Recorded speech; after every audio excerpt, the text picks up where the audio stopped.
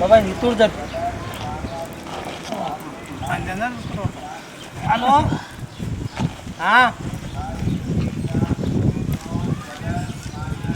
యాదే ఇడికిరా మన యాడికి కమన్ కాడికి ఇప్పటిగా చేయి కింద పెట్టరా దాని కింద. అవి మంచిగా ఇప్పుడు నేను పెట్టినట్టనే వస్తున్నాయి కదా. లేక లేక జయాన ఈ రోజు తినబెట్టిండు బాబా పురుసతిగా.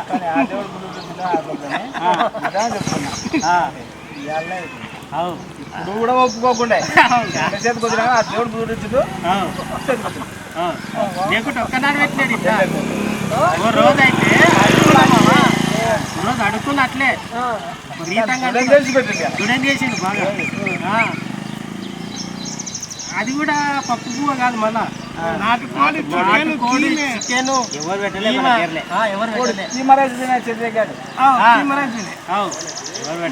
సుమన్ గారు చికెన్ అంతకంటే ఎక్కువ మస్తు పెట్టింది.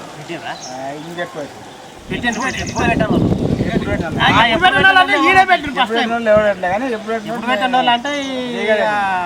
కాదు ఎప్పుడు పెట్టిన వాళ్ళు అంటే జయగాడే పెట్టి. కానీ బువ్వ మాత్రం బాగుంటుంది. దాంట్లో తక్కువ తక్కువ అంటే వీడు ఒక్కడే వీడు ఫస్ట్ కొడిసే కానీ ఎవరు పెట్టినారు. ఇంకోటి అఖిల్ రెస్టారెంట్లో జర టేస్ట్ కూడా బాగుంటుంది. ఇప్పటి నుంచి ఒకటే మాస్టర్ ఉన్నట్లు మంచి టేస్ట్ ఉంటుంది.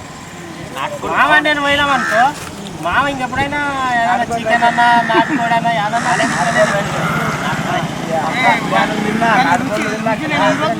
బిర్యానీ మాత్రం తిన్నాడు కాదు. ఈ రోజు రుచి నేను నాటుకోడి ఎప్పుడు తిన్నాను. అఖిల్ రెస్టారెంట్ మటన్ కీమనే తింటుండే ఎక్కువ. ఈ రోజు నాటుకోడి కావాలని తిన్నాను కానీ జబర్దస్త్ ఉండే జబర్దస్త్ అదే తింటుండే. నేను ఏం బాగుంది నేను అక్కడ ఈ రోజు తిన్నా నేను కూడా. అంటే ఇంతకుముందు ఎన్నడూ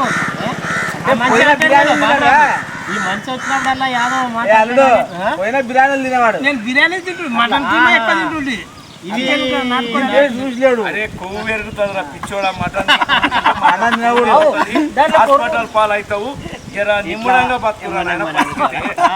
దినాలు బతకాలనుకుంటే కొన్ని నిమ్మడంగా పద్ధతులు పాటిస్తే ఆహార పద్ధతులు నేర్చుకో.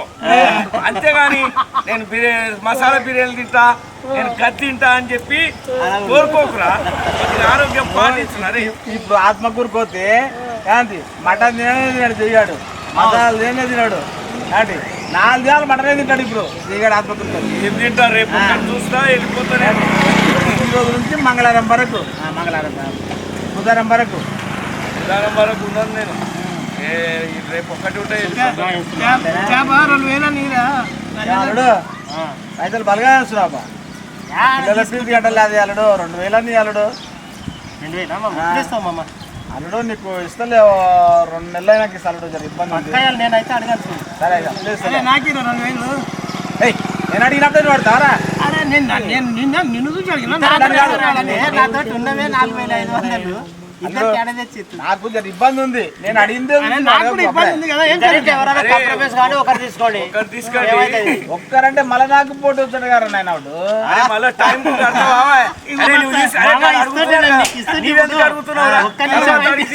నన్ను జడగొట్టినోడే నన్ను జడగొట్టినోడే. ఓ పని చేయాలి ఏం లేదు. ఇక బాబాయ్ అడిగిండు బామ్మడిది అడిగిండు. సరే నన్ను జడగొట్టినా నాయన వాడు లేకుంటే నాకు 2000 ఇస్తుండే అప్లాడు. నేను కూడా తీసుకుంటుండే. ఇద్దరు అడుగుతుండే లేవు కదా లేవంటున్నాడు. అట్లా కాదు మామ అడిగినప్పుడు ఎందుకు అడిగే మామ ఇయ్యొద్దనే కదా. ఇయ్యొద్దనే నేను అడిగింది చూసి అడిగింది. కావాలని అడుగుతావు నువ్వు. కావాలని అడిగినట్టేనే కదా.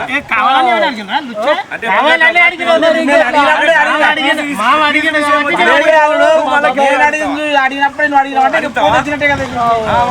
నువ్వు అట్లా అనుకున్నాను. బాబాయ్ పిల్లల స్కూల్ ఫీజుకి అవసరం ఉంది ఈ అల్లుడు అని అడుగుతుండు. ఇప్పుడు ఇస్తుంటే అనుకున్నా నేను అనవసరంగా పైసలు నీళ్ళ ముందు తీసి అట్లా కాదు. బాబాయ్ పిల్లల ఫీజు కట్టేది ఇతతో నేర్పిస్తాం. అదే ఊడే కోడి ఆకులు లాగడం మూతులు లాగడం దొరికినట్టు ఏమంటే ఏం లేదా అతను తీయకుండా కానీ నాకు ఎప్పుడు మాత్రం లోన్ తీయకుండా అయినా సరే అంటున్నాడు అట్లా అతను తీయకుండా కానీ నాకు తీయకుండా నాకు ఇబ్బంది అవుతుంది కదా నాకు అవసరం అట్లా కాదు తీయకుండా సరే అంటే ఏంది కథ ఇవ్వకూడదనే చేసింది నాకు ఇవ్వకూడదనే ఇట్లా పోటీ వచ్చినానే మా నేను పోటీ కానీ మరి నువ్వు ఇప్పుడు ఇవ్వకూడదనే నేను అడిగినప్పుడు పైసలు చూసి చూడకపోయినా ఇంకోసారి అడిగినప్పుడు నేను అడిగిన అడుగునా కానీ మా బాబాయ్ అడిగినప్పుడు నాకు కూడా నోరు అప్పుడు వచ్చింది రా డబ్బునా అరే నువ్వు తాగనీకే లేవు అందుకే అడుగుతున్నావుగా నేను నీకు వేసినావు తాగనీకే తాగము అప్పైనా పర్వాలేదు అది తర్వాత కూడా చెప్పే కదా ఏనాన్ని ఇస్తావు ఏమైనా తాగనీకే కావాలి అని చెప్పి మధ్యలో నువ్వు అడుగుతున్నావు ఆ మనిషి ఏమో ఫీజు అడుగుతున్నాడు పిల్లగాని భవిష్యత్తు ఫీజు కట్టడానికే కదా పిల్లలకు మార్కెల్ అరే చింతకుండా అన్నం తింటుండే కదా సోకు అది నాకు ఇవ్వకూడదు నేను అడిగినప్పుడే అడిగిండు నేను నాకు ఇవ్వకూడదు అన్నట్టు మధ్యలో ఇట్లా చేయకండి రా అడుగుతున్నాడు ఆయన ఫీజు ఫస్ట్ అడిగిండు నువ్వు మళ్ళీ మధ్యలో అడిగితే ఎవరికి ఇవ్వకుండా పోతే ఇంకా ఎవరికి సాధ్యంగా ఎవరికి లాభం దొరకదు కదా అవసరం పడి అడుగుతున్నాడు అది ఏనా నేను కూడా ఏమన్నా అంటే సరే సరే ఏమన్నా ఇచ్చినా సరే కదా రెండు లేకున్నా నాకు ఎక్కడ అందకుండా చేస్తావు నాకు సెరవే అంటే సెరవే ఇస్తా ఒక్కమని మామను నాకు సరిపోదు కదా మామను ఒక్కమని నేను రాజపడాలి కదా నేను ఫీజు కట్టలే కదా అట్లా నేను 2000 లేకుండా వెళ్తున్నాను ఎట్లా మార్కెల్ నువ్వు పోయేసా నాకు చాలదు కదా ఫీజు అట్లా కాదు మామూలుది మళ్ళీసారి తీసుకో మళ్ళీసారి తీసుకో ఇప్పుడు లే ఇంకోటి పిల్లలు హాస్టల్ కాడుకో పిల్లలను తోలుకొస్తారంట నీవు కూడా అర్థం చేసుకోవాలా మామ అర్థం చేసుకోవాలి అంటే నేను ఏమంటున్నా నేను ఫీజు కట్టకపోతే పిల్లల్ని ఇంటికి తోలిస్తారు పిల్లల్ని ఇంటికి తోలిస్తారు మరి ఎట్లా అట్లానే పోయి చూసినా చూడకపోయినా ఒకటే కానీ పిల్లల్ని ఇంటికి పంపిస్తారు చదవకుండా ఈ రోజు కడతాను నేను డేట్ చెప్పిన సాయంత్రం వరకు వచ్చి కడతాను సరేలే మనం ఎట్లా వాళ్ళకి ఏదో ఒకటి కానీ నీవే చూసుకుంటాను నీకు నేను జర పన్నది పోయేస్తాను అల్లుడు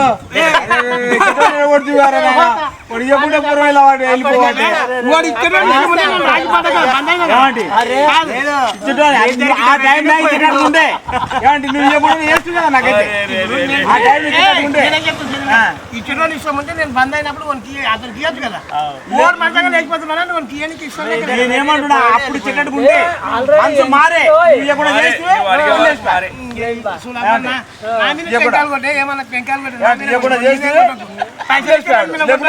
రెడీగా ఉండే అప్పుడు ఇస్తానండి రెడీగా ఉండే ఎవరికైనా కానీ ఒకరికి ఇస్తా అని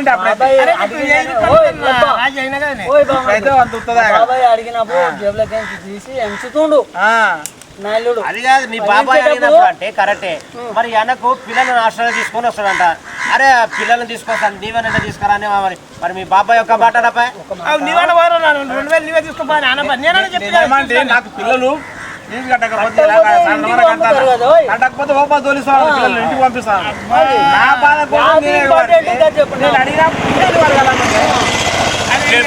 ఇంకోసారి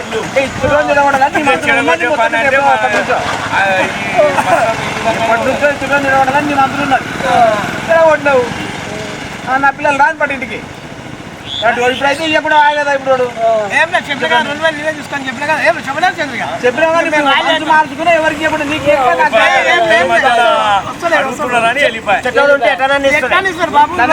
ఏమంటున్నా మనసు ఇప్పుడున్న మనసు ఇంకా చెప్పేది ఉండదు మనసు మారే ఇద్దరేం పడబడ్డారు ఎవరికి బాధ పెడితే నువ్వు మళ్ళీ చెరై అంటావు చెరై అంటే సరే నాకు 2000 ఫీజు కట్టాలి నేను అట్లాంటి ముందే చెప్పి 2 నెలలు నాకు ఇస్తాను లేవు పైసలు అని చెప్పి ఎప్పుడు ఇస్తామని ఒప్పుకునే కూడా మళ్ళా ఒప్పుకున్నా చెడగొట్టి నాకు